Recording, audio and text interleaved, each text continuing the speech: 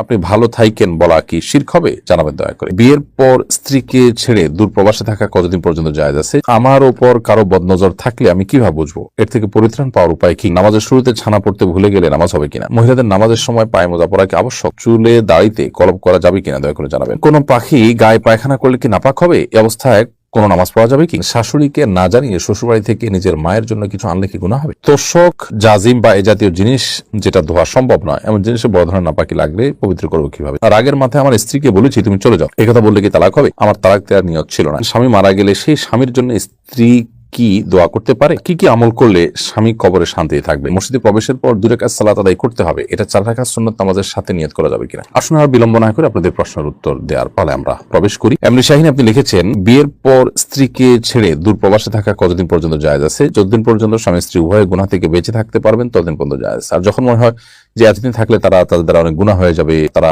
অনেকে অনেক ধরনের মাস্টারবেশনে অভ্যস্ত হয়ে যান, নানা ধরনের গুনাহে লিপ্ত হয়ে যান, তাহলে সেরকম পরিস্থিতি হয়ে গেলে ততদিন পর্যন্ত আসলে দুজন দূরে থাকা জায়েজ নয়, সম্পূর্ণ হারাম হবে। মাসুদ রানা আপনি লিখেছেন, আমার ওপর কারো বদনজর থাকলে আমি কিভাবে বুঝবো? এর থেকে পরিত্রাণ পাওয়ার উপায় কি? বদনজর থাকলে অনেক সময় দেখা যায় যে মানুষের মধ্যে অস্বাভাবিকত্ব আসে এবং কোনো সাধারণ ট্রিটমেন্টে সেটা রিকভার হয় না। তো এক্ষেত্রে উপায় হলো, যার বদনজর লেগেছে তার থেকে পানি, তার শরীর ধোয়া পানি নেবেন, তিনি হাত চুবানো পানি, অজু করা পানি কোনো বালতিতে সেটা নেবেন, সেটা আপনি আপনার গায়ে ঢেলে দিবেন শেফা নিয়তে, ইনশাআল্লাহ বদনজরের বিষয়টি কেটে যাবে। আল ইমরান আপনি লিখেছেন, কোন পাখি গায়ে পায়খানা করলে কি নাপাক হবে? এই অবস্থায় কোন নামাজ পড়া যাবে কি? পাখি যদি পায়খানা করে তাহলে সেক্ষেত্রে খুবই পরিমাণে অল্প থাকে, খুবই অল্প থাকে। যদি পরিমাণে অনেক অল্প থাকে তাহলে সেক্ষেত্রে সে অবস্থা আপনি নামাজ পড়তে পারেন, কোনো অসুবিধা নেই। জোহরা লিজা লিখেছেন, শাশুড়িকে না জানিয়ে শ্বশুরবাড়ি থেকে নিজের মায়ের জন্য কিছু আনলে কি গুনাহ হবে?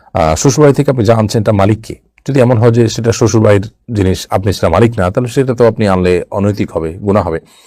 আর যে আপনার জিনিস আপনি আনেন এবং সেক্ষেত্রে শাশুড়িকে না জানিয়ে আনলেন, তাতে কোনো অসুবিধা হবে না। আল আমিন মাহমুদ আপনি লিখেছেন, তোশক, জাজিম বা এ জাতীয় জিনিস যেটা ধোয়া সম্ভব নয় এমন জিনিসে বড় ধরনের নাপাকি লাগলে পবিত্র করবো কিভাবে? যেভাবে হোক পবিত্রতা, সে নাপাকির চিহ্ন দূর করে ফেলবেন, এটাই হবে তার পবিত্রতা। সুমাইয়া মজুমদার আপনি লিখেছেন, মহিলাদের নামাজের সময় পায়ে মোজা পরা কি আবশ্যক? না, পায়ে মোজা পরা আবশ্যক নয়, তবে পায়ের উপরের অংশ অনেক ওলামা ইকরাম ঢাকাকে আবশ্যক বলেছেন, সেজন্য টাকনুর নিচে এরকম লম্বা পোশাক পরতে পারলে ভালো, যাতে করে পুরো পায়ের পাতা ঢাকা যায়, উপরের অংশ ঢাকা যায়।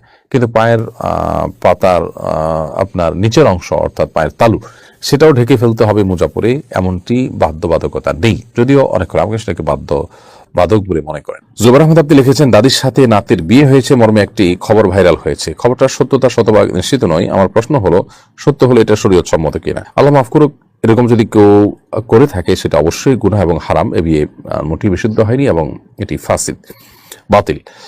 দাদির সাথে নাতির কোনো বিয়ে হতে পারে না, কারণ দাদি এবং নাতি একে অন্যের মাহারাম এবং তাদের সাথে আজীবনের জন্য বিবাহ বন্ধনে আবদ্ধ হারাম। দাদি মানে হলো বাবার মা, যদি বাবার মা হয়ে থাকেন তাহলে সেক্ষেত্রে তার সাথে বাবার মতো মায়ের মতো শ্রদ্ধার সম্পর্ক, সেখানে বিয়ে করার কোনো অবস্থাতে জায়েজ নেই, হারাম।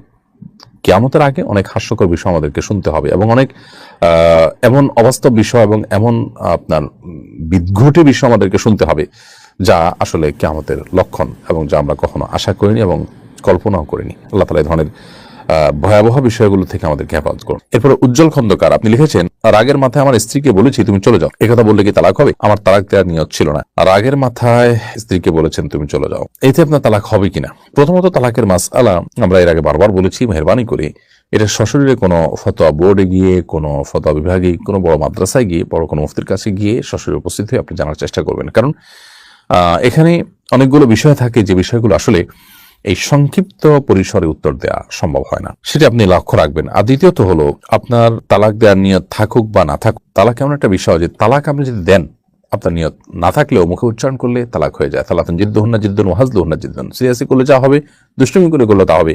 এরকম 3টি বিষয়ের একটি হলো তালাক। সাব্বির হাসান আপনি লিখেছেন, মসজিদে প্রবেশের পর 2 রাকাত সালাত আদায় করতে হবে, এটা 4 রাকাত সুন্নাত নামাজের সাথে নিয়ত করা যাবে কিনা? যাবে। আপনি 4 রাকাত সুন্নাত নামাজ আদায় করছেন, সেটাকে মসজিদে প্রবেশের নামাজের নিয়তের সাথে ইনক্লুড করতে পারেন, সেক্ষেত্রে 2টা পারপাসই একসাথে সার্ভ হতে পারে। তুহিন ইসলাম আপনি লিখেছেন, স্বামী মারা গেলে সেই স্বামীর জন্য স্ত্রী কি দোয়া করতে পারে? কি কি আমল করলে স্বামী কবরে শান্তি থাকবে? স্বামী মারা গেলে সে স্বামীর জন্য অবশ্যই স্ত্রী দোয়া করবেন, স্ত্রী মারা গেলে স্বামী দোয়া করবেন, করতে পারে না বরং করা উচিত। এবং একে অন্যের জন্য সবচেয়ে বড় যে আমলটি করবেন তা হলো দোয়া, আল্লাহর কাছে ক্ষমা প্রার্থনা করা যে আল্লাহ আপনি তাকে মাফ করে দিন, তাকে জান্নাত দান করুন, তার ভুল ত্রুটি ক্ষমা করে দিন, তার পক্ষ থেকে সাদাকা করা যেতে পারে, দান করা যেতে পারে, যে আল্লাহ এই দানটা আমি দান করলাম, এটা সবটা আমি চাই আপনি তাকে দিন। সে সাথে মৃত ব্যক্তির তরফ থেকে যে সমস্ত ইবাদতগুলো করা যায়, উমরা করা যায়, হজ করা যায়, সমস্ত ইবাদতগুলো আর যেগুলো আছে সেগুলো আমরা করতে থাকতে পারি। মোহাম্মদ হাসান আপনি লিখেছেন, নামাজের শুরুতে ছানা পড়তে ভুলে গেলে নামাজ হবে কিনা? নামাজের শুরুতে যদি ছানা পড়তে কেউ ভুলে যান তাহলে সেক্ষেত্রে তার সালাত হয়ে যাবে, কারণ ছানা পড়া বা দোয়া ইস্তেফতাহ যেটাকে বলা হয় সালাত শুরু করার দোয়া, এটা পড়া কোনো ফরজ বা ওয়াজিব নয়, বিধায় ছানা যদি কেউ পড়তে ভুলে যান নামাজ হয়ে যাবে। ডাক্তার মোহাম্মদ মিরাজুল ইসলাম আপনি লিখেছেন, চুলে দাড়িতে কলব করা যাবে কিনা দয়া করে জানাবেন। কালো কলব করা চুলে দাড়িতে এটা জায়েজ নাই। নবী করিম সাল্লাল্লাহু আলাইহি ওয়াসাল্লাম বলেছেন যে গায়্যিরু হাদা শাইব, তোমরা তোমাদের চুল দাড়ি পাকা পেকে গেলে সেগুলোকে, এই পাকাগুলোকে কালারফুল করো, অন্য কালার পুরো রূপান্তর করো, তবে ওয়াজান্নিবু সাওয়াদ, তবে তোমরা কালো কালার থেকে বেঁচে থাকবে।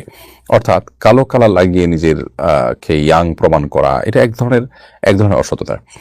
তো নবী করিম সাল্লাল্লাহু আলাইহি ওয়াসাল্লাম এটা নিষেধ করেছেন, সেটা আমরা সব ক্ষেত্রে মানার চেষ্টা করব। এমনকি একজন তরুণ বয়সে, তিনি আসলে তরুণ কিন্তু তার চুল পেকে গেছে, সেক্ষেত্রে তিনিও এটি করবেন না, যেহেতু নবী সাল্লাল্লাহু আলাইহি ওয়াসাল্লামের নিষেধাজ্ঞাটা ব্যাপকভাবে, এজন্য কোনো অবস্থাতে আমরা কালো কলব ব্যবহার করব না। তবে হ্যাঁ, মেহেদি বা অন্য কোনো কালার ব্যবহার করা যেতে পারে। আপনি আকরাম লিখেছেন, আপনি ভালো থাকেন বলা কি শিরক হবে, জানাবেন দয়া করে। দেখুন, কোনো মুসলমান যখন বলে যে আপনি ভালো থাকবেন, তখন তার উদ্দেশ্য থাকে আল্লাহ আপনাকে ভালো রাখুন, সেটা আমি কামনা করি। এই উদ্দেশ্যে ভালো থাকবেন যদি বলেন, তাহলে সেক্ষেত্রে এটা বললে শিরক হবে না। কিন্তু এটা যেহেতু দৃশ্যত মনে হচ্ছে যে ভালো থাকাটা এটা কারোর ইচ্ছার উপর নির্ভরশীল, এবং এখানে আল্লাহ নামটা উল্লেখ করা হচ্ছে না, সেজন্য এরকম না বলাই হলো উচিত এবং কর্তব্য ভালো। কারণ হলো, আপনি যখন বলবেন যে আল্লাহ আপনাকে ভালো রাখুন, তখন সেক্ষেত্রে আল্লাহর নামটা আপনি মুখে উচ্চারণ করবেন। উজ্জ্বল করার জন্য আল্লাহর নামটা কেন, যথাসময় আল্লাহর নামটাকে উল্লেখ করার চেষ্টা করব। বিশেষ করে সেকুলাররা যারা আল্লাহর প্রতি বিশ্বাস রাখে না, তারা এ ধরনের কথা বলে থাকে, আমাদের কথা যেন তাদের সাথে সাদৃশ্যপূর্ণ না হয়, সেটা লক্ষ্য রাখা আমাদের কর্তব্য।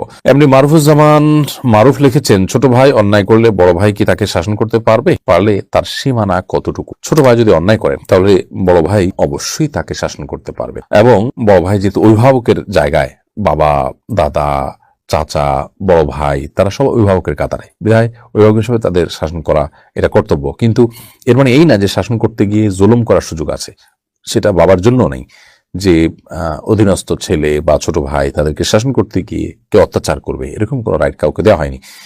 এখন এখানে তাকে শাসন করা যেতে পারে। এখন জুলুম কাকে বলা হবে? জুলুম বলা হবে যখন সীমানা ছাড়ানো বলতে, যদি তাকে ধরুন 10টার বেশি বেত্রাঘাত করে, তাহলে সেক্ষেত্রে শরিয়ার কোনো হদ এটা লঙ্ঘন করলে সর্বনিম্ন 10 বেত্রাঘাতের কথা বলা হয়েছে, অর্থাৎ এটা ক্রস করা যাবে না।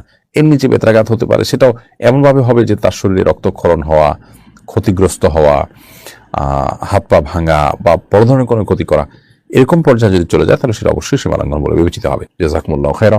আসসালামু আলাইকুম ওয়া রাহমাতুল্লাহি।